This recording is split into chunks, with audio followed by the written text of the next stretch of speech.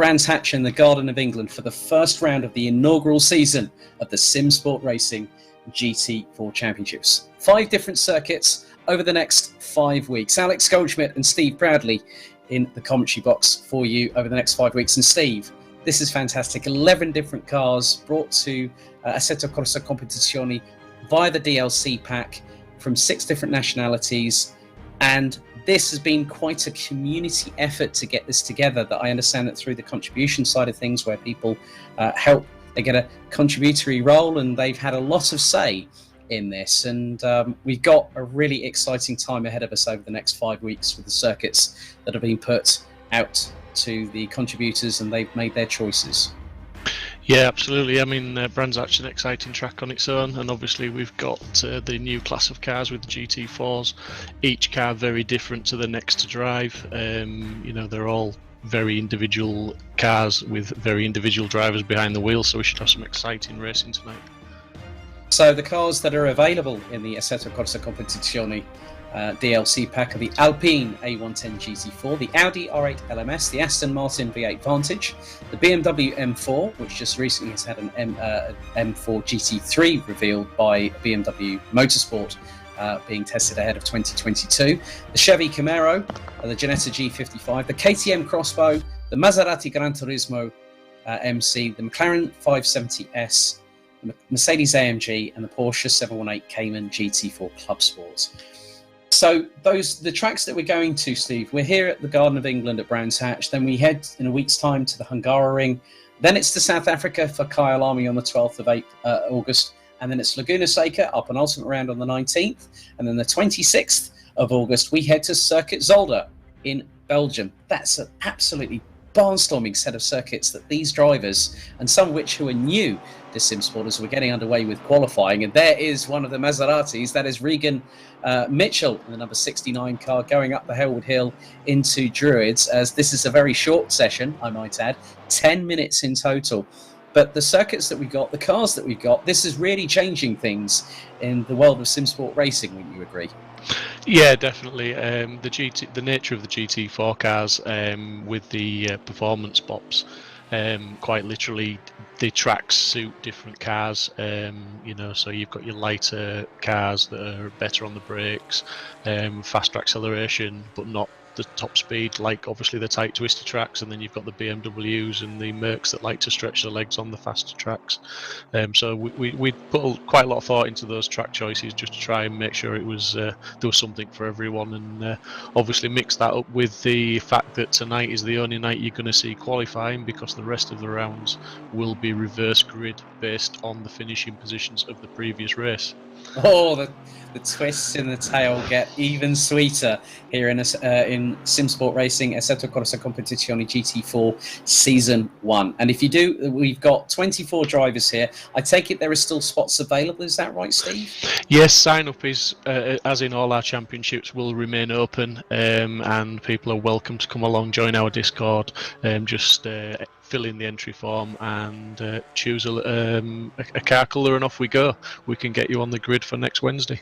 Brilliant. And don't forget, head to simsport-racing.com to actually connect. And you can also find out about the Season 3 of GT3, which heads to Kyalami this very Sunday with Chris Buxton and Steve Bradley in the commentary box. We're on board with Chris Crossman, who is one of the main staples in the GT3 side of things. And he is in one of 2 BMW M4s. The other one is run by Chris Pinchbeck in the 43. And here comes Chris Crossman through Clearways and into Clark Curve, as we've yet to have a banker lap set in, but we'll see that Chris Crossman looks to be on a pretty quick lap here, and that is going to be a 1 minute 32.9.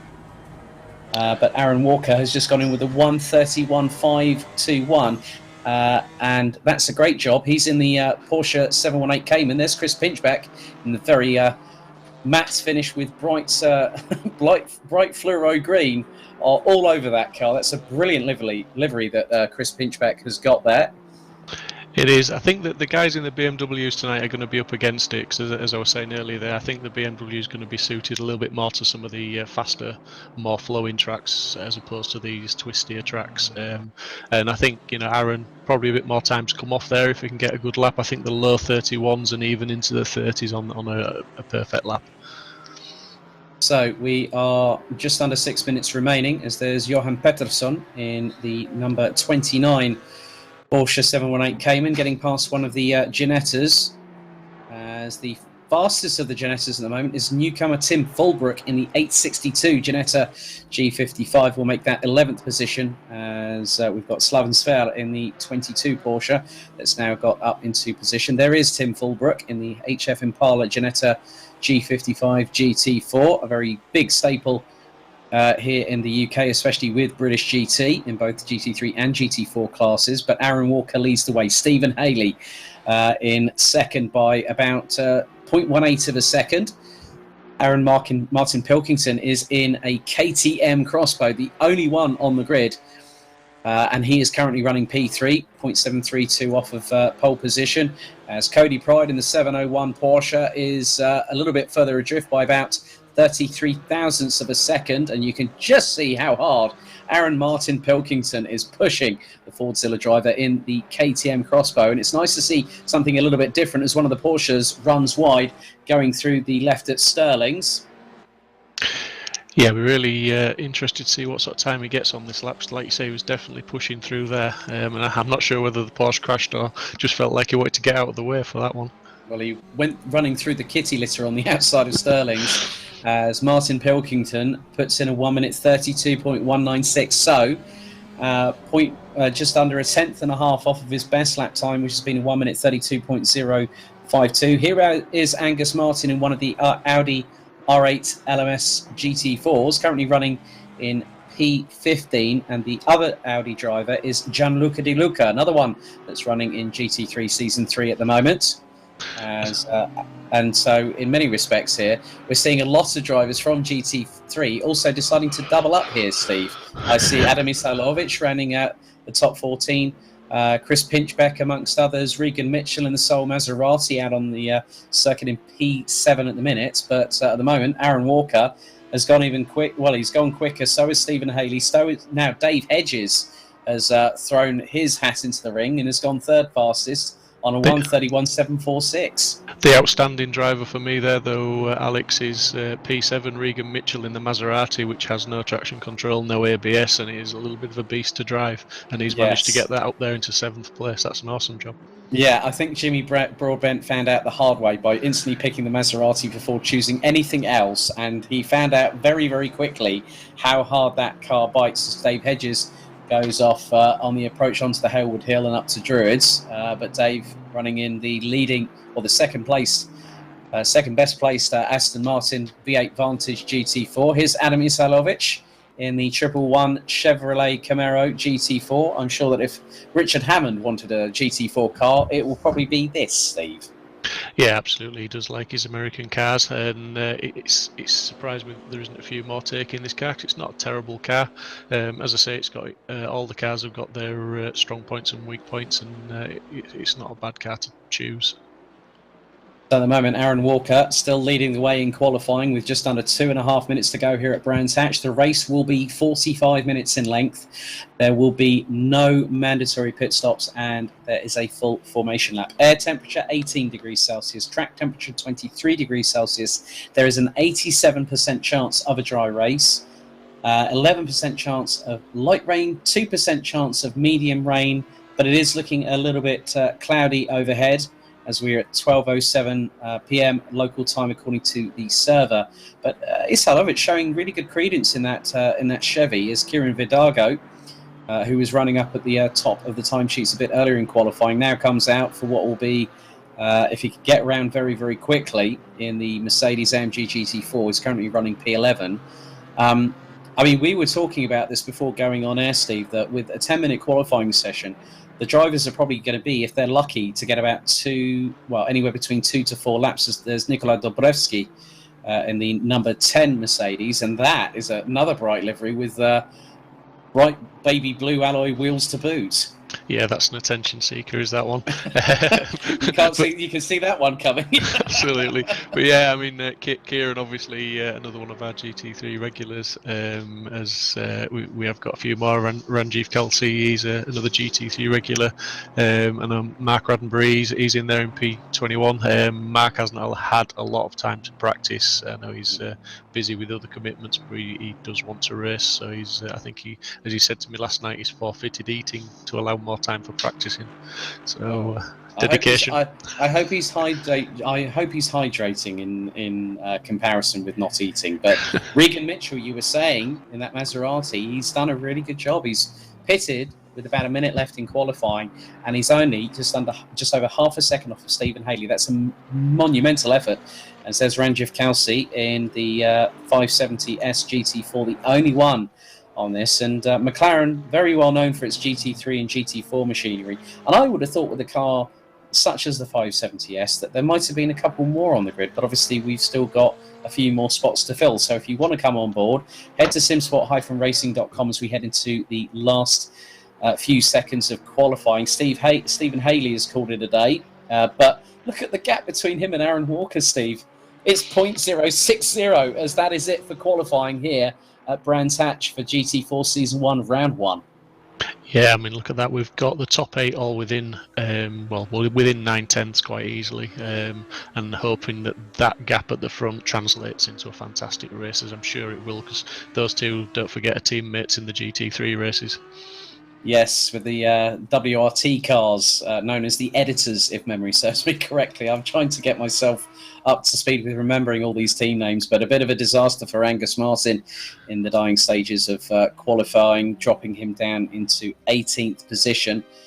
But Aaron Walker and Stephen Haley make it a top 2 at the front of the field, ahead of Cody Pride, Dave Hedges in 4th, Regan Mitchell in 5th, Johan Pettersson, Aaron Martin Pilkington, Chris Crossman, Gavin Utley, and Adam Isailovic rounding out the top 10, covered by just over 1.2 seconds. And Steve, this is what has really impressed me about the GT4s, all the way down to Michael Hafferden in the 861 Ginetta G55 GT4. They are split by just under 2 seconds. I mean, that is incredible for just such a new test for the GT4 DLC on ACC, wouldn't you agree?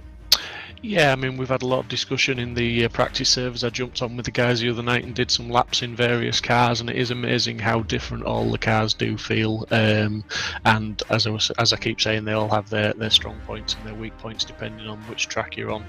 So none of the guys, I don't think, would actually say to you that they're 100% confident they've got the right car. They've just gone with the one that feels the best at the moment. But I'm sure as they develop and they start to tune, they'll get faster, they'll get more confident. But one thing to say is the tuning on the cars is very limited on the GT4s. It's not like the GT3s. You don't have as many options to change things, and some of them have less than others. Yeah, so after Adam Isailovic, we had Richard Emery, Gianluca De Luca, Kieran Vidago. Well, actually, you can see it on your screens. Richard Emery, Gianluca De Luca, Mark Neuselings showing up in 13th position. Kieran Vidago, Chris Pinchbeck, Slaven Zver, Joel Diaz, another GT3 regular, Angus Martin, Michael Hafferden, Ranjiv Kelsey, Tim Fulbrook, Mark Raddenberry, Nikola Dobrevsky and Paul Lindsay rounding out the 24 strong, all covered by just under 3.9 seconds. But Steve, just your thoughts of how ACC because there's been a lot of hype ahead of the GT4 release for DLC, but it's really, really shown that this platform simply works a treat, doesn't it? Yeah, I mean, there's been many discussions, there's been many reviews of the GT4s, and I don't think, unless I've not looked hard enough, but I've not found a bad review on them. I think Keynes have made a fantastic job of them. Everyone's absolutely loving the cars. There's a little bit of scope for door rubbing with these cars. They don't fly off into the kitty litter. You can race them a bit harder. They're not quite, or they don't seem quite as susceptible to damage, which means the racing can be even closer. And as I keep saying, the characteristics with the differences, you can really put the pressure on someone at certain parts of the track, and then maybe be lagging behind a little bit in others. But yeah, Keynes have made a fantastic job, and it's well worth the money it was to download the GT4s. I think the racing's going to be really close, really exciting. Well, we've already had a comment on the Simply Race YouTube channel. A big thank you to them once again for helping us to bring this to you people through the multitude of streams that are happening at the moment on the Simply Race Twitch and YouTube channel, on the Downforce Racing Facebook page. We've also got the Virtual Reality Racing Club Facebook page, YouTube channel, Twitch channel, Thrill Junkies on YouTube, Let's Race on Facebook, and also of course on Simsport Racing's YouTube channel and Twitch and in the Facebook group. We've also had a comment from Skater Jonas saying, let's have some fun, boys. Good luck all. And I'm sure that every single one of these drivers is going to look to put the pedal to the metal. We are about to crank the volume up to 11. But before we head back to the circuit, let's give you a little bit of a teaser as ACC Season 3 GT3 heads to South Africa's fantastic Kyalami circuit this coming Sunday evening.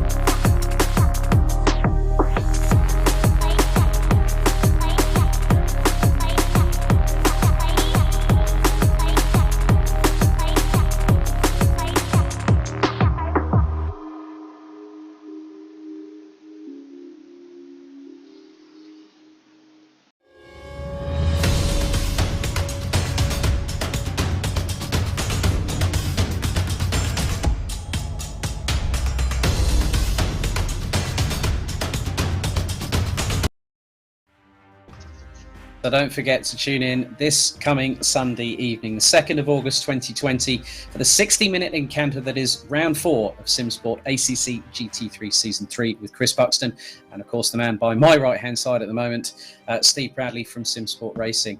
But we are literally, Steve, just moments away from getting things off and away in our inaugural ACC GT4 season, and since we discussed this, I have been on absolute tenterhooks, and I've got, I think they say that if you haven't got the goosebumps, you're not really a motorsport fan, and I'm sure that you're about the same with that, as well as we are about to go underway with a full formation lap. Just what are your thoughts about having this new direction for Simsport Racing in GT4? Yeah, I'm really excited. As you say, it's goosebump territory because, as an event organizer, as a group, a community, we always want to keep things interesting, and you always want to try and do something a little bit different and push the parameters of the platform you're using. Hence, that's why we've done the reverse grid. We can set a grid up based on these race results for next week, which is, whoever wins tonight is going to be starting based on tonight's lineup in 24th place next week. And that depends if we have any more entries between now and then. Well, yeah. I mean, I will say any new entries do just go onto the back of the grid. So the winner tonight will start in 24th next week, and then if anyone signs up, they will be starting behind those guys. Indeed. So. Yeah, I think it's a very, very fair point to mention that as well. So 45 minutes on the clock, 2.433 miles, 3.916 kilometres, and your grid lineup for the inaugural race of Simsport ACC GT4 Season 1 is as follows. Aaron Walker and Stephen Haley on the front row. Then it's Cody Pride and Dave Hedges, row 2. Regan Mitchell and Johan Pettersson, that's row 3. Chris Crossman and Aaron Martin Pilkington, row 4, with Gavin Utley and Adam Isalovic rounding out the top 10. Then it's Richard Emery and Gianluca De Luca on row 6. Then Mark Neuselings and Kieran Vidago on row 7. Chris Pinchback and Slaven Sver on the... that's a bit of a tongue twister. I didn't expect that one.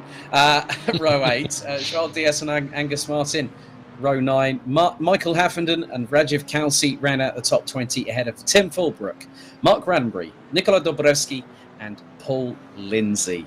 And as you can see, it is bright overhead.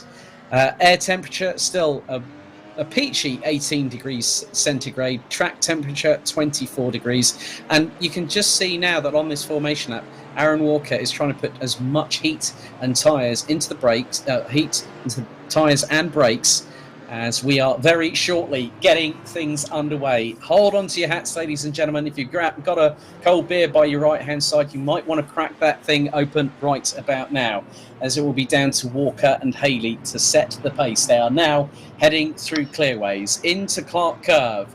45 minutes on the timer here at Brands Hatch Grand Prix in the Garden of England in West Kingsdown in Kent.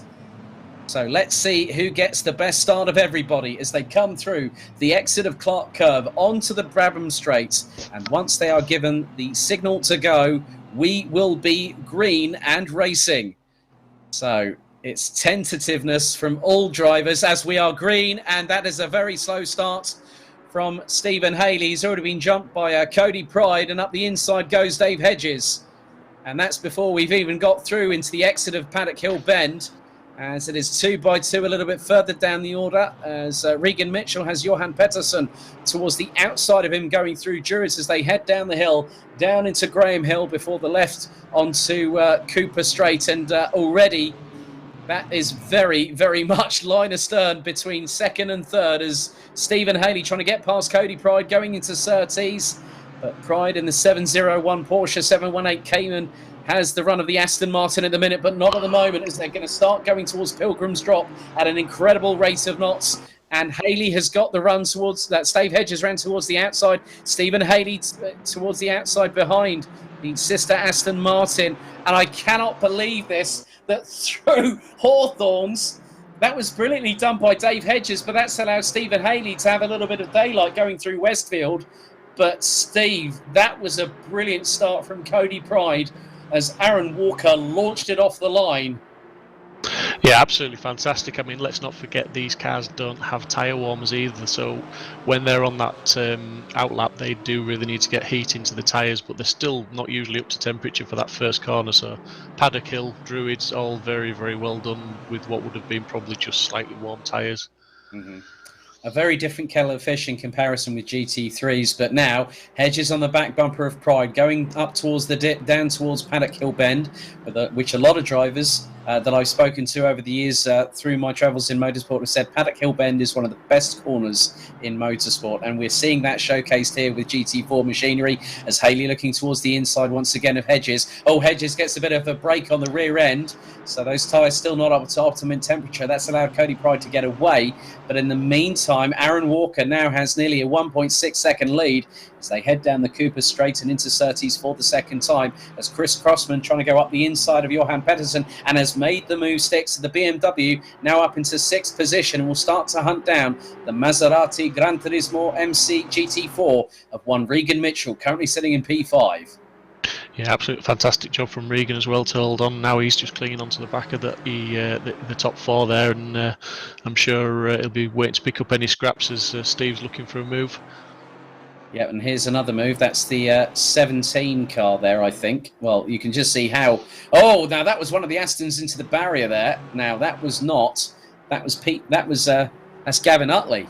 So Gavin Utley in the barriers, and he was actually going towards the outside of Aaron Martin Pilkington on the run through Surtees. But in the meantime, Mitchell's closed up on Haley, who's swarming over the back bumper of Hedges as they go through Clark Curve. And this is just how close it is.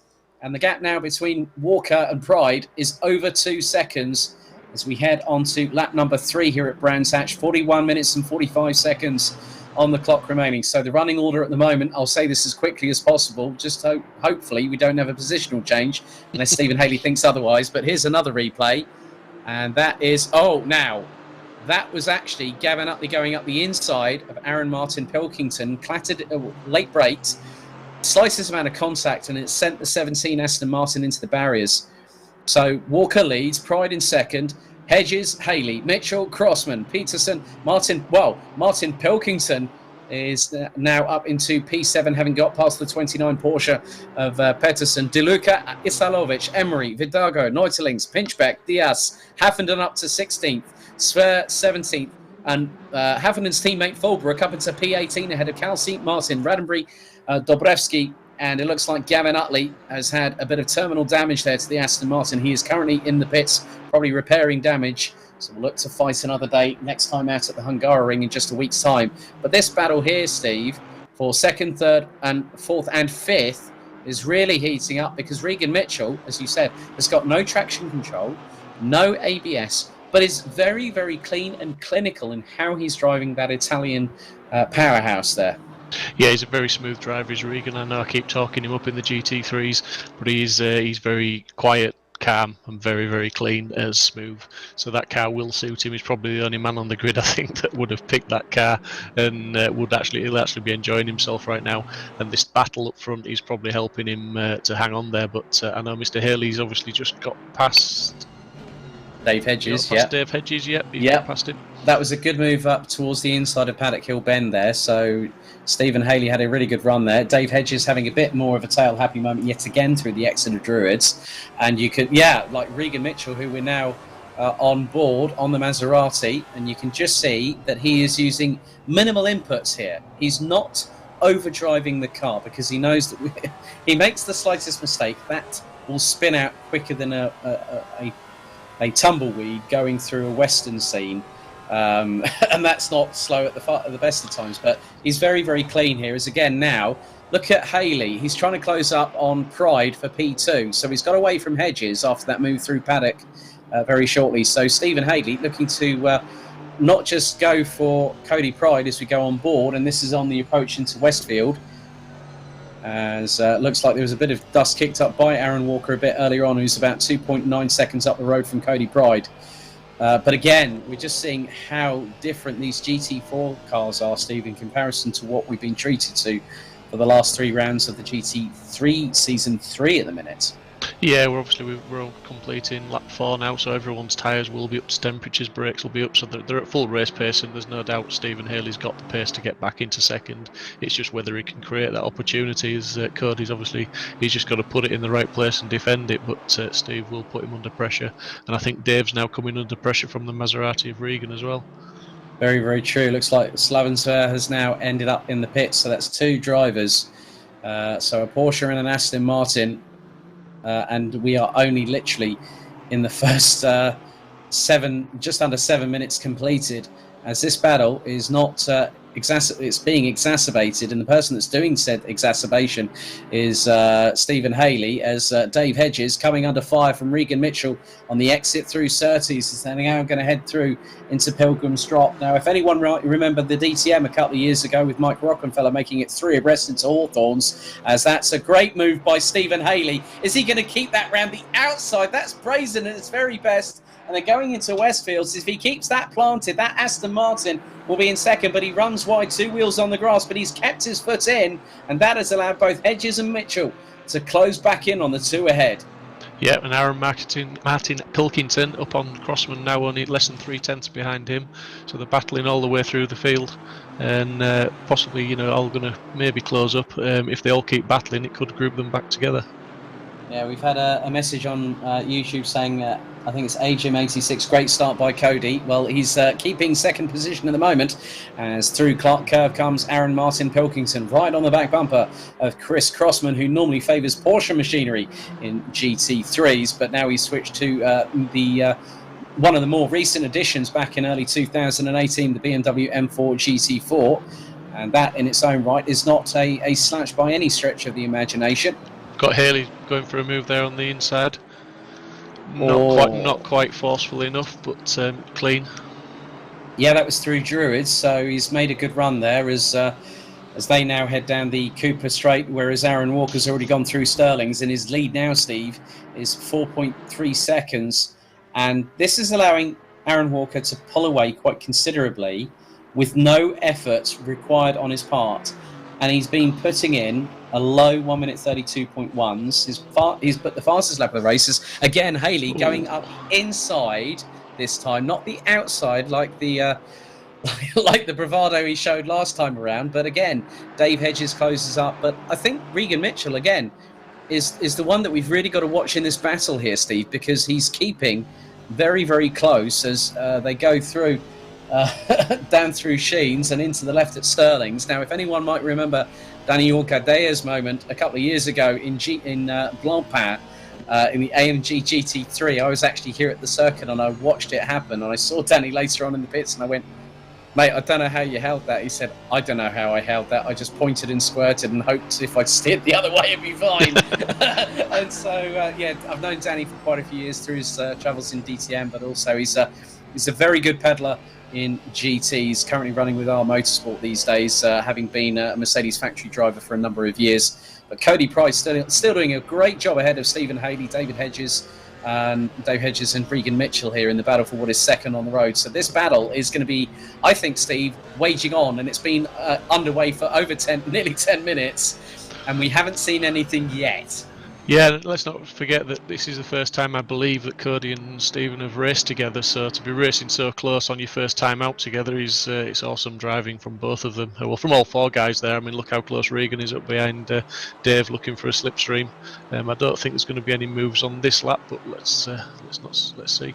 Well, we've seen what Stephen Haley is capable of in GT3s, and he's given us a big flash of brilliant glimpses of what we can see of him doing in an Aston Martin GT4 car. But in the meantime, Aaron Martin Pilkington has got Johan Pettersson not too far behind it for company, as those two will be battling very shortly with Chris Crossman, who's still holding on to sixth place in the leading BMW. The other one is Chris Pinchbeck, all the way down in P15. As we go on board with the KTM Crossbow. Oh, that was dicey. He's trying to go, that was towards the outside of Crossman through into Stirling's, and now they go through Clearways and into Clark Curve to complete another lap. But Aaron Martin Pilkington from Team Fordzilla is wringing the life out of this Audi-powered KTM Crossbow GT4. Yeah, he's putting Chris under a lot of pressure, and I believe he gave him a cheeky little tap there on the back corner, but thankfully didn't unsettle the BMW too much. But yeah, great racing. These two have been locked together for quite a few laps now. As he's making another move there, I paused as I was willing him to get the drive on there out of that corner, but it just wasn't to be. But but look, he's got a really good run coming out of Graham Hill Bend. He's just literally pulled away there from Johan Pettersson. Now, a bit of interesting information about the KTM Crossbow GT4. Now, I have to thank a particular person who's working in rallying circles these days. Seb Scott used to be a part of Writer Engineering, as that's a great move by Stephen Haley to get past Cody Pride for P2, which puts Pride in the Porsche into the clutches of both Hedges and Mitchell. The KTM Crossbow GT4 was actually developed in association with Writer Engineering, and also it's had the likes of W Series drivers Caitlin Wood and Naomi Schiff actually racing those cars, Laura Kaiheimer. There was also a Writer Engineering Young Drivers Challenge, and the victory in the championship actually gave them an opportunity to be in a Lamborghini the following season, and Caitlin was one of those two drivers that actually ended up in the Lamborghini, and I met her personally back at Brands Hatch a few years ago. But seeing the KTM Crossbow in action here, as Cody Pride again is trying to, he's the Porsche in an Aston Martin sandwich here. Let's be completely honest, Steve. He doesn't know whether he needs to attack or defend, as Dave Hedges trying to go up the inside once again of the 701 Porsche. Yeah, I think now Steve's got the pass made. He's going to pull away. Quite confident of that. He'll put a couple of tenths a lap in on these guys. But Dave and Cody, that's going to be another battle, and obviously Regan's he's right on Dave's bumper now, and looking for a good exit here, and he'll be looking for a slipstream as they go through Pilgrims, dropping into Hawthorne. And out of these four cars, Regan Mitchell is the fastest of anybody in terms of the pure lap pace. Fastest lap out of these four cars. It's done a 1:32.067. But out of the three cars and him in front, the fastest driver is Dave Hedges in P4 at the minute. Meanwhile, behind these guys, Johan Pettersson has got past Aaron Martin Pilkington for P7, and it's just under 9 tenths off of Chris Crossman. A little bit further back, Kevin Vidago and Richard Emery are battling away over what will be 10th position. Mark Neutlings, Gianluca De Luca, Chris Pinchbeck, and Joel Diaz round out the top 15 ahead of Michael Haverden, Ranjiv Kelsey, Tim Fulbrook, Angus Martin, Paul Lindsay, Mark Ranbury, and Nikola Dobrevsky in the number 10 Mercedes AMG GT4. As you can see, that is a bit of a different line from the Maserati going through Clark Curve there, Steve. He went right to the outside, and if he was probably about 6 inches to the left, he would have put that Maserati in the kitty litter well and truly.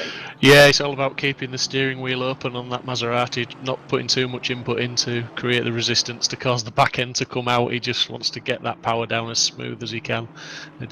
Just keep the pressure on Dave if he can, not give Dave a minute to breathe. Just looking back down the order there, we've got the battle of the streamers there. We've got Kieran Vidago streaming on Twitch, and Richard Emery will be streaming on YouTube within 3/10 of each other, so the community will be getting behind those two guys as well. Yeah, very, very true indeed. And Gianluca De Luca is actually the leading Audi. It hasn't been the greatest start for Angus Martin down in P19, as there's Joel Diaz just behind Chris Pinchbeck. And it's nice that you see this carnival of colour here in many respects, that you see the chrome on the Audi, you then see it on the on the Mercedes, and then Chris Pinchbeck just goes, yeah, I'll just put a bit of fluoro neon and a bit of matte black paint on my car, shall I? And then there's Richard Emery in the Cat Racing 115 Aston Martin V8 Vantage GT4. But it's always great to see that the drivers will not necessarily use the liveries that Kuno Simulazioni have put into ACC, but they have their custom editor, so which is really nice that you see this wonderful cacophony of colour. And I think one of the biggest ones was actually Dobrevsky, which is the most eye-catching, and I think you could probably see from Google Maps if you saw the satellites if they could do that on ACC. Well, it's always the editor's always a little bit dangerous as well when you've got characters like Christopher Pinchbeck, who is a very, very colourful character. You never quite know what design he's going to put on his car and what it's going to look like until it comes out the pits for the first time. And it can take you by surprise. Aaron Martin Pilkinson dropped down to 16th place now. I wonder if he's had an issue or an off at some point, or have I missed that? Yeah, that was something I missed as well, if I'm completely honest with you. There is so much action to keep up with here in GT4 Season 1, Round 1 at Brands Hatch, which will be followed up by Hungary, South Africa, California, and then Belgium, as that's a bit of a run wide, I think, there from Cody Pride, and as he's battling away, as both he and Dave Hedges have pulled a gap of nearly a second on Regan Mitchell, who I think is just probably trying to conserve that Maserati, because he'll want to get... Oh, now you can just see how hard that car is going. That car seems to be a little bit more happier going sideways, but Regan, I think, is wanting otherwise, because drifting in going sideways is absolutely spot on, but when you're racing GT4s, you don't want the rear end braking traction, and that could have been just a bit of a moment there for Regan that he didn't quite want. There's Joel Diaz battling away with Chris Pinchbeck, and there is Michael Haffenden in the leading Ginetta G55 just behind in 15th position. He's only 7/10 off of Joel Diaz as they now come through Clark Curve and onto the Brabham straightaway. Yeah, I'm surprised, if I may say, that there's Ginetta's not higher up, because obviously I think Ginetta use this as pretty much their home test track, so the cars are well suited to Brands Hatch. And I know in practice some of the guys were going quite a bit quicker and getting into the top sort of 6 or 7 with the time with the Ginettas. Yeah, very, very true indeed. It's just a case that you'll always have these these different sort of side of things where a lot of people go, well, hang on a second, this could be a pretty good track, or it could be an absolute shocker. And like you say, by having the input of the community into this, Steve, that by this, making sure it's a bit fairer for everyone, so everyone has a fair crack at the whip, as Mark Neutlings pulls out, not Mark Neutlings, Chris Pinchbeck on Gianluca De Luca, and these two have been battling away in GT3 anyhow, as has Joel Diniz, but Michael Haverden is normally a writer, from what I remember, and it's good to see him and Tim Fulbrook. These are two guys that I actually know, and I know that Tim Fulbrook actually works for a touring car website, so to see these guys, I think they both work for the same one as well, so good to see them as teammates in this. And I must say that Havenden's actually keeping Gerard Denis very, very honest in the Mercedes, isn't he? Yeah, I mean, it's great. There's 4 cars there, all within a second of each other, and that's what it's all about. I mean, the racing's so close. It's like you say, you don't know where to look next, in fear of missing anything. And it's good to see everyone's putting each other under pressure. Aaron Walker still out there, completed 12 laps, 5.2 seconds in front of Haley. So Haley's not really getting that gap down, although he's gapped Pride in 3rd place. He's not closing up really on Walker, not so to speak. I don't think he's going to make a difference in 25 minutes unless Aaron has an issue. Yeah, I think you're right there, Steve. There's going to be, I think there's going to be quite a lot of argy-bargy when we get get a little bit further in this race. So Aaron Walker has a humongous gap at the minute ahead of Stephen Haley, who's rounding out the top 2 positions. And these two are teammates, as you can now see. Regan Mitchell closing on Dave Hedges for what is 4th position, and he's just under 0.4 of a second adrift. But I must be completely honest, to have the, and I like using this terminology because most people will understand what I'm saying, is that when you have the cojones to pick such a car and you actually really do showcase its true potential, that is exactly what Regan Mitchell is doing right now. Yeah, he is a smooth driver. He's a talented driver. He's been a little bit unlucky in some of the races with the GT3 so far, but he's showing us what he's made of tonight. Certainly, as you say, to man that Maserati, so to speak, around Brands Hatch is not easy because corners, like Westfield, Dingledell, Sheens, they all take full commitment, and you're not going slow. So if that back end steps out, as we've seen it do, he's got a little bit of opposite lock on coming through some of those corners. It's a master at work keeping that car under control. Yeah, because that was through Sheen Curve that he went through, and he decided to want to go sideways. And I was like hoping he was going to hang on for dear life, but he's really pressurising Dave Hedges now. The gap was just under 0.4 of a second. It's now less than half. It's nearly half that, 0.2 of a second. So they're now going to go through Pilgrim's Drop up towards Hawthorne. And he's got a real good run, has Regan Mitchell, but I don't think he's about a car length behind as they go into the braking zone. Yeah, not on this particular occasion, but as Hedges runs wide, and that gives Regan Mitchell the opportunity through into Westfield and makes the move done before Dingledell. That was absolute textbook patience by Regan Mitchell to get past Dave Hedges, who now is quickly on the counter-offensive going through Sheens. Yeah, Dave's got it all to do now to try and get past Regan again because, it's not a case of just being faster, it's a case of forcing that door open now. We are getting into the territory as Dave goes down the outside now, but I don't think that move's going to work. We're getting into the territory of the different characteristics of the car are going to show with different tyre wear, on the cars, and the handling is going to start to change ever so slightly as we progress in the race now. Yeah, as you can see that Dave Hedges really got the run on Regan Mitchell heading into Paddock Hill Bend there. So at the moment now on to lap number 15 with 23 minutes and 8 seconds to go still on the clock as the battle away down on the bottom right-hand corner of your screens. That's Pinchbeck, Diaz and Haffenden now battling over 12th place. Lead at the moment is in the hands of Aaron Walker ahead of Stephen Haley. Cody Pride, Regan Mitchell and Dave Hedges round out the top 5 ahead of Chris Crossman, Johan Pettersson, Adam Isalovic, Richard Emery, Mark Neutelings rounding out the top 10. Kieran Vidago, and then we've got Chris Pinchbeck, Gerard Diaz and Michael Haffenden, literally covered by probably a couple of A4 sheets of paper there. They're ahead of Gianluca De Luca, Aaron Martin Pilkington, who's down in 16th ahead of Ranjith Kelsey, Tim Fulbrook, Angus Martin, Mark Raddenberry. Looks like Paul Lindsay is down in 21st ahead of Nikola Dobrevsky in the number 10 Mercedes at the moment. So 22 runners and riders with Slaven Sver and Gavin Utley, unfortunately not taking any further parts in the race. But obviously that poses another question here, Steve. Now, obviously you said about new recruits joining the series for the Hungaroring next week. What if you have a DNF? How does that change things? If you don't finish the race, then again you start behind whoever wins the race this week. So currently, depending in what order the DNF'd, they would be in 23rd and 24th position for the two guys that have pitted tonight and not finished.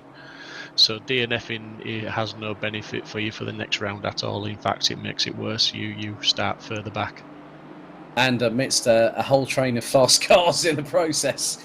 So at least it's good to get that kind of clarification. So we will explain the rules to you all watching at home. So don't forget, if you want to get involved, head to simsport-racing.com, click on the Discord link, join, be part of the community, and we might see you racing over the next 4 weeks. Or also, if you want to join as a reserve for the GT3 Season 3, which goes to Kyle Army for round 4 in just a couple of days' time on Sunday night, the 2nd of August. Feel free to do so, as there's... now, this is getting really hot and heated because Dave Hedges has had, quite literally, the red mist flying behind the the windscreen of the bright fluorescent green 88 Aston Martin there, hasn't it, Steve? He's hell-bent on getting past Regan once again. He is, but I think Regan's just keeping a nice pace there. Dave's not close enough as yet to make a move, and I think he's going to wait for that Maserati to maybe step out sideways in one of the corners and allow him through. But Regan's doing a sterling job of keeping it pointing in the right direction and keeping the power down and getting the acceleration going. He's doing a fantastic job. So Dave's going to keep the pressure on him. Yeah, we'll see what happens, because I think it's either going to be one of two things that might happen here. That either Dave will force Regan into a mistake, or Dave will overdrive the car and make a mistake himself, putting him out of the running for P4. Because whilst these two are battling, Cody Pride is now nearly 2.8 seconds up the road, and he's halfway down the Cooper Straight at the moment. So it's been quite interesting, this sort of cat and mouse dynamic, as Dave Hedges now goes wide and takes a cutback approach through into Surtees to get the run through Pilgrim's Drop on towards Hawthorns. And you can now see that Dave Hedges has got a real good run on the Maserati Gran Turismo into Hawthorns, but can't get through at the minute. And it just depends on how composed does Regan Mitchell keep himself as they're going towards into Westfield. The Maserati is still ahead through into Dingle Dell. Regan Mitchell still keeping ahead of the 88 Aston Martin, and these two are 4.2 seconds up the road from Chris Crossman, who's now 2.7 seconds ahead of Johan Pettersson, with Adam Isalovic, Richard Emery and Mark Neuselings rounding out the top 10 positions. But again, we've seen this in GT3, and now we're seeing it before our very eyes, Steve, in GT4. This has been brilliant, captivating action. It's kept us guessing onto what is going to happen next, and you don't know how the next chapter will be written. No, I mean, there's the reverse grid for the next rounds and everything like that. It's going to throw a cat among the pigeons with regards to starting positions. Right, so just been told that Kieran Vidago has just had a drive-through penalty. So that's the first slap on the wrist of the season, and it's for the number 4. Now I'm wondering what that was for, if that was for track limits, possibly. Yes, it will be for track limits. The game, the sim is set to auto for that. Yeah, so Kevin Vidago now drops quite a few positions, drops behind Tim Fulbrook in the 862 Ginetta G55. And I must be completely honest here, Steve. One driver that's made quite a few positions and is trying to close on Chris Pinchbeck is Michael Haffenden. He's up into P12, having started in the last quarter of the top 20 when we went green. Probably nearly half an hour ago, and he's doing an absolutely sterling job in the Ginetta, as he's got Joao Diaz trying to breathe all over his back bumper, and these two have been locked into battle pretty much since we went green. Yeah, I mean, as I said earlier, the Ginetta is a great car around Brands Hatch. I've driven it myself around here in some hot laps, and I loved it. I like the Ginetta. I think it is my favourite car out of the GT4 pack. But yeah, hopefully he can catch up to Chris and drag Diaz up there, and I know Chris will give him a good battle if they can get close to him. They've got just under 17 minutes to do it. So hopefully before the end we'll see another battle there. See, Aaron Walker's completed 18 laps and Steve's now 5.5 seconds behind, so that gap's pretty stagnant now. I think that's pretty conclusive, is that now, unless there's any mistakes. Yeah, and even with a 45-minute race here, Steve, the tiredness can still set in many Haffenden's respects. up the inside there, sorry Alex. Yeah, so he's regained the position back off of Joao Diaz, and Gianluca De Luca is not too far away from this battle now. So whilst these two are battling away, the Audi, the leading Audi, I might add, is Angus Martin now. I've just noticed it's in P17, ahead of Kieran Vidago and now Aaron Martin Pilkington in the 626 KTM Crossbow GT4. Then it's Raddenbury, Lindsay and Dobrevsky. So 22 out of 24 drivers still circulating here at Brands Hatch. And so in many respects, that's going to be quite interesting as we're fast approaching 15 minutes on the clock remaining. Yeah, very interesting. You see they're pushing very hard as Haffenden takes the line there, and Diaz goes fully onto the grass, trying to keep up with him. So obviously everyone's pushing still, and tyres will be getting close to the limit, but some great driving still going on there. Indeed. So 15 and a half minutes left to go here at the inaugural race of the inaugural season of Simsport Racing Assetto Corsa Competizione GT4. As this is a great battle we're being treated to. Very nice and clean between Haffenden, Diaz and Gianluca De Luca. This is the battle for P12 out on the circuit as they come across the stripe.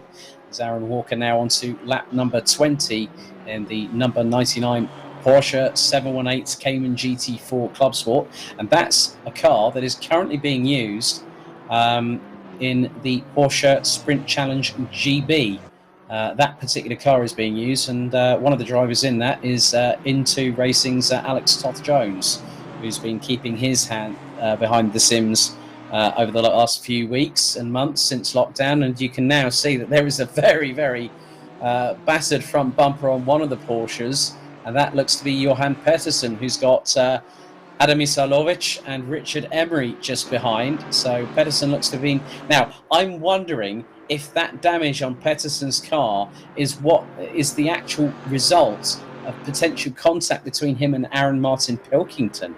That's the question I've got to really ask now, and I'm sure that the race directors post-race will investigate that and look at the replay to see whether there was contact, because that looks to be quite a lot of damage on the front of that Porsche. Wouldn't you agree, Steve? Absolutely, yeah. And I know the race stewards will look through the replay file, and the drivers are invited to submit any incident forms that they feel were a little bit unfair or whatever, just to bring it to the attention of the stewards.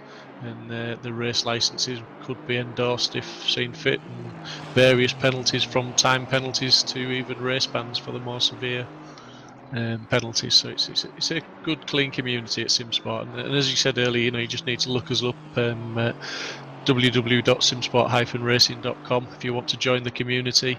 You don't have to want to race, you can just join and hot lap with us and practice and just be part of the community and pick up a few tips and have some fun. Well, if I'm completely honest here now, Steve, I have noticed a little bit of a change in the gap between our two leaders. And these two are teammates in GT3, but I've just seen the last lap times. Aaron Walker just did a 1 minute 32.052.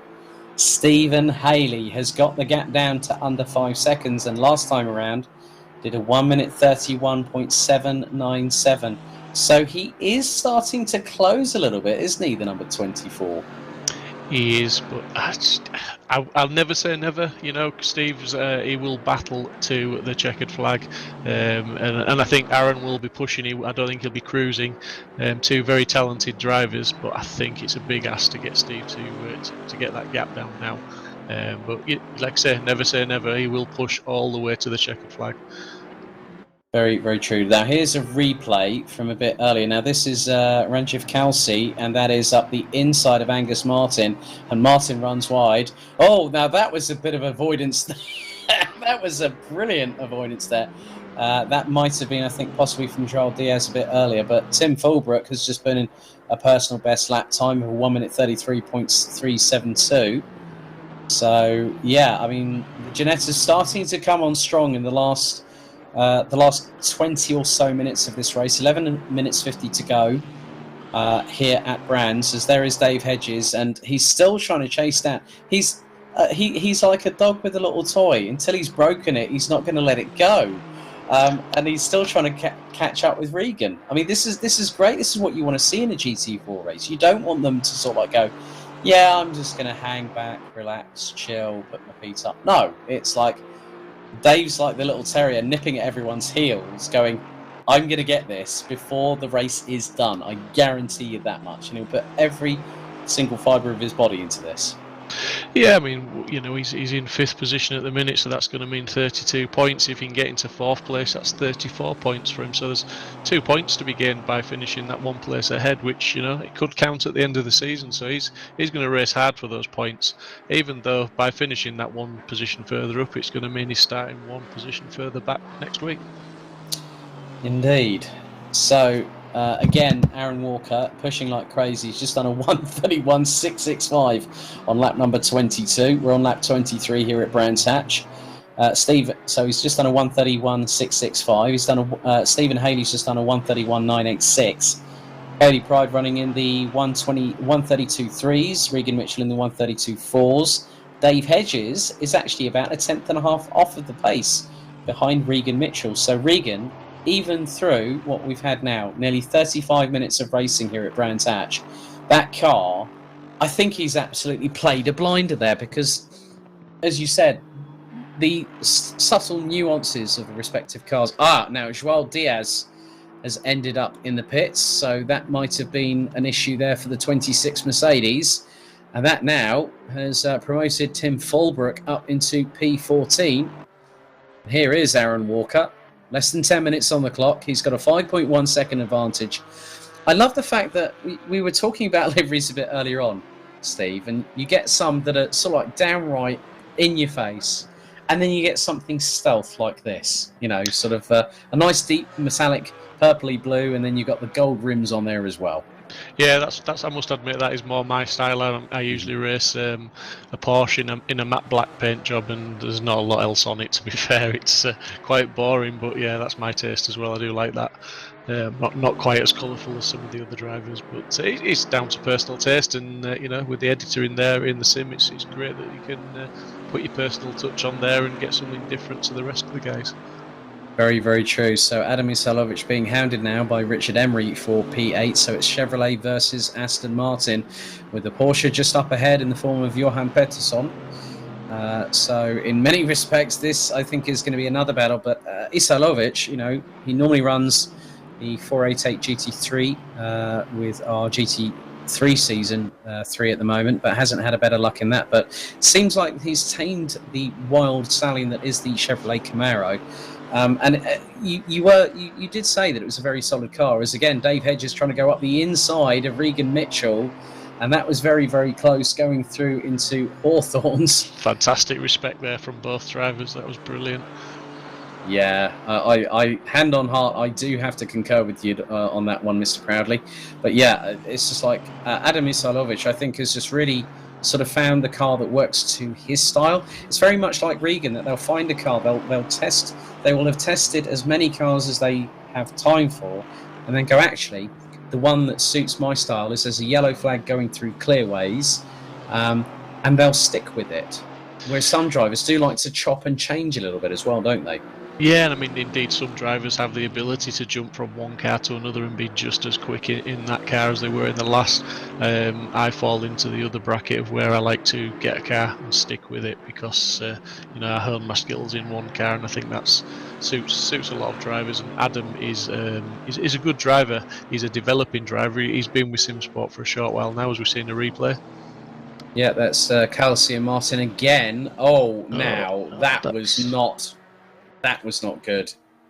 Kelsey ran towards the outside of Martin and then gets turned whilst trying to power around the outside, and then through goes, I think it was Aaron Martin Pilkington just behind them that went around the outside of the pair of them going through onto the Cooper Straight. But again, it just shows how finite the tolerances are. You said about door rubbing. There's door rubbing, and then there's, I've misjudged that, and I've done an Alex Verts and run out of talent bit. Yeah, I mean, they're all rubbing side by side, as these two guys have been showing us. You know, you can run side by side in the corners, and if you're just about respecting each other and leaving enough room. And if you both do that, then you can race side by side anywhere on the track. So yeah, just drivers need to remember to leave some room. I'm sure the stewards will have a look at it and see if there's anything that needs to be done there. As Dave Hedges has got a drive through, I'm seeing. That must be for pushing the track limits. That's obviously going to wreck his race now, unfortunately. Yeah, that's going to promote Chris Crossman into the top 5 as Hedges instantly pits. And it's quickly. That's not exactly the best place of having to brake quite substantially, because it is a mini chicane down in the pits here at Brands Hatch, as Richard Emery now still trying to close. Now, this is going to put these three into the battle for what is effectively 6th position, because Dave Hedges will not get out in time serving his drive-through, as we've got, or has he?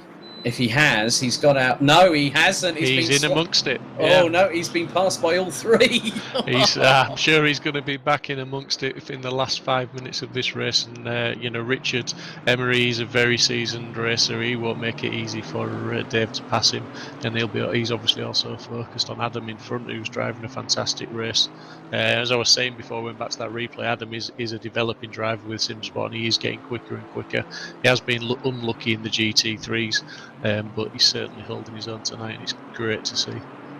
Yeah, I think if I see steam coming out of a set of wing mirrors, it'll definitely be on the Aston Martin of Dave Hedges right now. I'm sure he's kicking himself. And as if he hasn't learned his lesson from one drive-through, he just put the whole car into the grass again there, so there's maybe just chalked another warning up for him.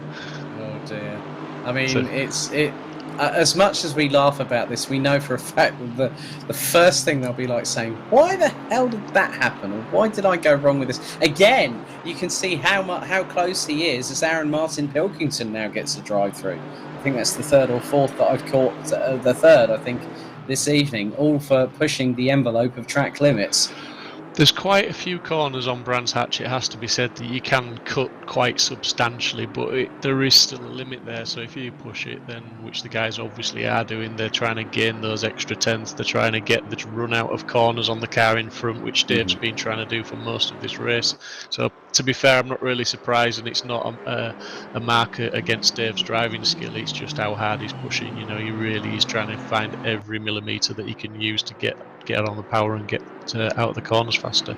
And that is a great move. He's got up the inside of Richard Emery coming out of Paddock Hill Bend, makes the move through Druids by the end of the corner. That's a great move. So Dave Hedges now up into P8, so he'll have to try and depose of. He's got just under 4 minutes, if he can, to get past Adam Isalovic and Johan Pettersson. But at the moment, Aaron Walker still leading the way in the inaugural race of the first ever season of Simsport Racing, Assetto Corsa Competizione, GT4, here in the Garden of England, Brands Hatch. And you can just see, even though we're 3.5 minutes away from the checkered flag, Steve, they are pushing like no tomorrow. This has been absolutely flat out from green lights.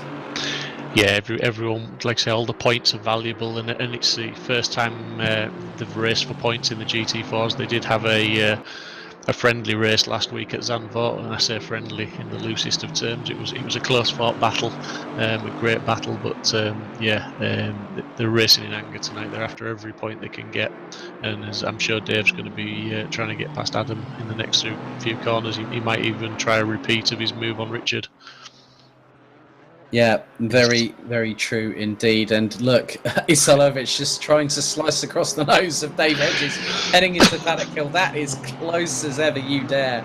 As Isalovic actually puts 2 wheels on the grass, and that makes him run wide coming out of Paddock. He's done it again, he's done it. Oh, the slippery little devil that is Dave Hedges. He's gone right up the inside. He's done exactly the same to Isalovic that he did to Emery, and that is 2 cars in 2 laps, and now he's got a bit of clear air between himself. He set that move up on the Brabham Straight as they went into Paddock Hill. He knew exactly what he was going to do. That was fantastic driving. He was looking for the cutback. Adam tried to stop him by coming across the front of him, but you know, Dave just got it turned tighter down Paddock Hill and got the inside line, as he did with Richard the lap before. Well, would you believe it? That's a brilliant couple of moves there from Dave Hedges. Absolutely fantastic. That's what you want in the dying stages of race, to help spice up the ante. But we are literally just under... I can't believe how quickly just over 43 minutes have gone here, Steve. As mistake from Misalovic. Emery trying to go up the inside. This is going to be close through Westfield, and he makes it through. Nice work by Richard Emery. That was a bit of a clumsy error from Adam Misalovic, I would think.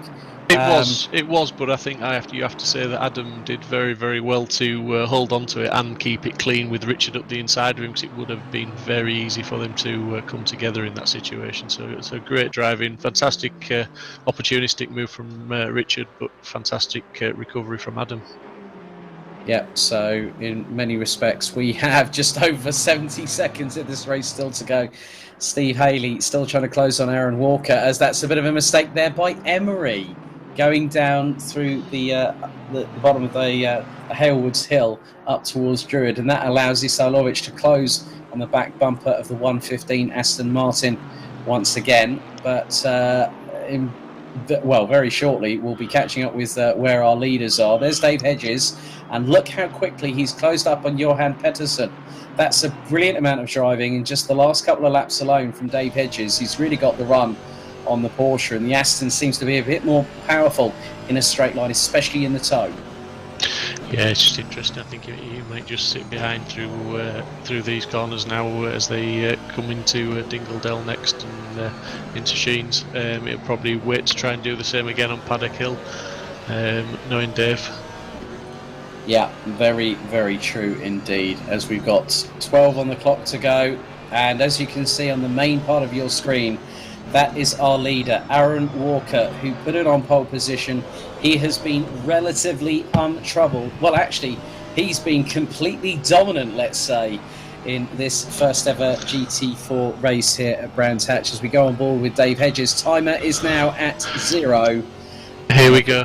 Is he going to set the move up again? I'm not quite sure he's close enough. But I don't think so. It could be a run to the line between these two, but that depends on Pedersen making any mistakes. But Pedersen's been keeping it clean, obviously, apart from the front bumper damage that I noticed a bit earlier on in the broadcast. And again, through Druids, Hedges a bit more measured, a bit more confident on the late braking opportunities, as they've got Regan Mitchell just up ahead. Well, it's Chris Crossman, I think, possibly just up ahead, or that's one of the back markers. Could have been Dobrevsky there, possibly, but in many... this is just brilliant that we could see a grandstand finale, and it's going to be for what is 6th position on the road. The gap between Walker and Haley in the dying stages of the race now 3.5 seconds as we come round the final corner. Here comes Aaron Walker in the 99 Porsche through down the Brabham Straight, and this time it is the checkered flag. Well done to Aaron Walker, taking the inaugural race victory in Simsport Racing Assetto Corsa Competizione. GT4 Season 1, Round 1 here at Brands Hatch.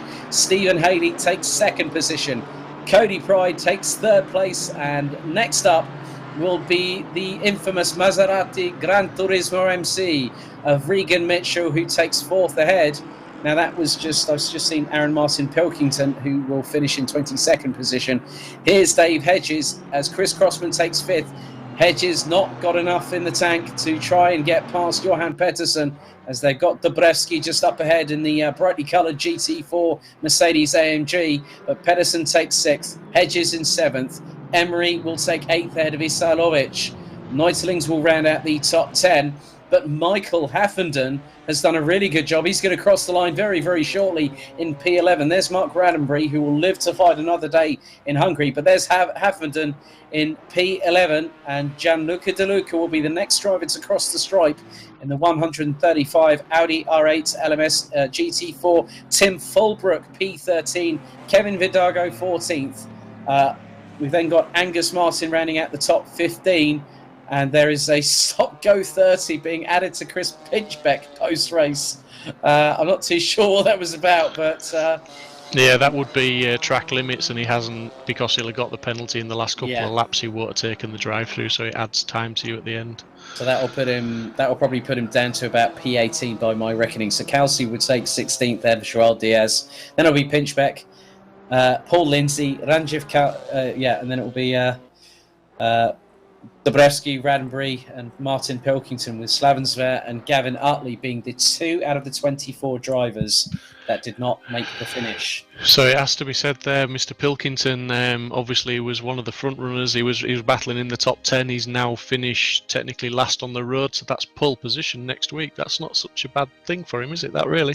Well, if he gets a good launch in the KTM crossbow, he'll have a brilliant opportunity there. But that was brilliant. I mean, you know, we were talking about this a few weeks ago, Steve. Now it's reality. I'm so excited for the next 4 weeks, buddy. I mean, I can't wait for the Hungaroring next week. Yeah, me too. That was very exciting. Great racing, and the chat on the Simsport YouTube. We've got Alan Ismay, well done, Cody. The Casual Shark, superb race. Hedges stole the show. Richard Pixley says well done to the top 3. You know, it's some good comments there, and you know, I'd be tempted to say if I had to choose a driver of the day. At one point, I would have said Regan Mitchell, but I think Dave Hedges showed great commitment there to just keep going and battle back through again.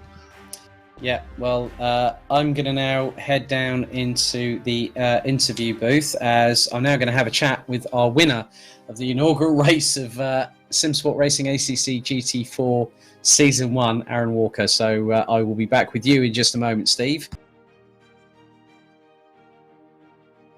So, many congratulations, Aaron Walker, our inaugural GT4 race winner. That was a brilliant display from you, good sir.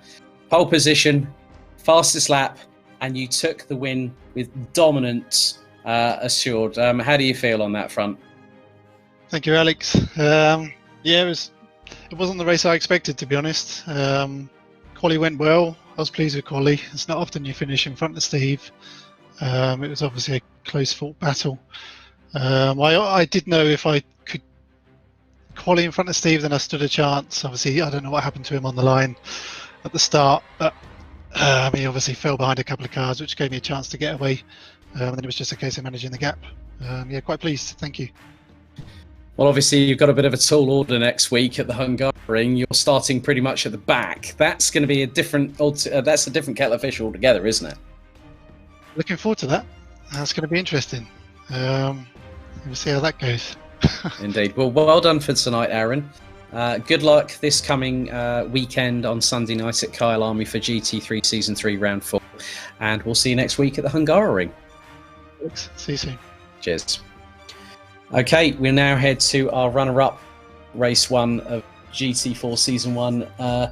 Let's head to Stephen Haley. Steve, a great drive from yourself, some great battling with Cody and Mr. Hedges, and also Regan Mitchell showing his nose, his Maserati nose throughout the race. Just tell us how your race went from that perspective. I was quite happy with qualifying. The race start was okay. I had a few glitches, and it just so happened that the glitch happened kind of when the lights went green. So I was a little bit on the back foot there, trying to stay on the back of Dave and Cody. Try to get past him as soon as I possibly could. Seeing Aaron kind of started to pull a bit of a gap, but once I managed to get past those two, it was just a case of trying my hardest, and I really did. No, but obviously, like we've got with Aaron and yourself next week, you guys have got a bit of a tall order heading to the Hungaroring. That's going to be an interesting test, obviously, with reverse grid races. So the results from this get reversed, and it's happening for every single week. That's a different dynamic to deal with, especially with a new championship here at Simsport Racing.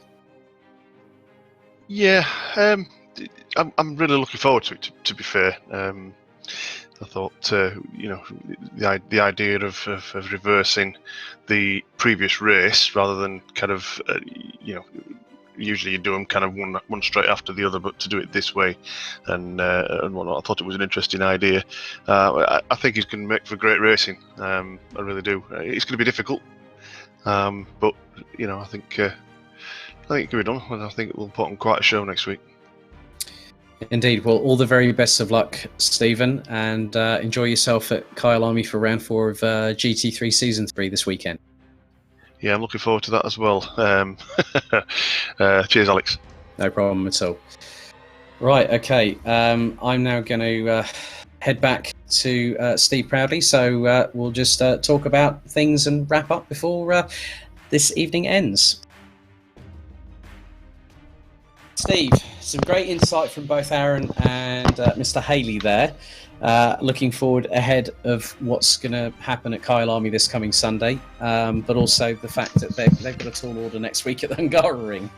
They've got a very tall order, but I think as Dave Hedges showed tonight, the lads at Simsport, they've got a fantastic racecraft, and Steve, as we saw in the GT3s the other week, I believe, was it Mazzano, where he had a bad qualifying and he had to start at the back, and he battled his way through. He made quite a lot of positions, so they'll race, and it'll be some good racing. And like Steve says, I do think it'll be a fantastic race to watch.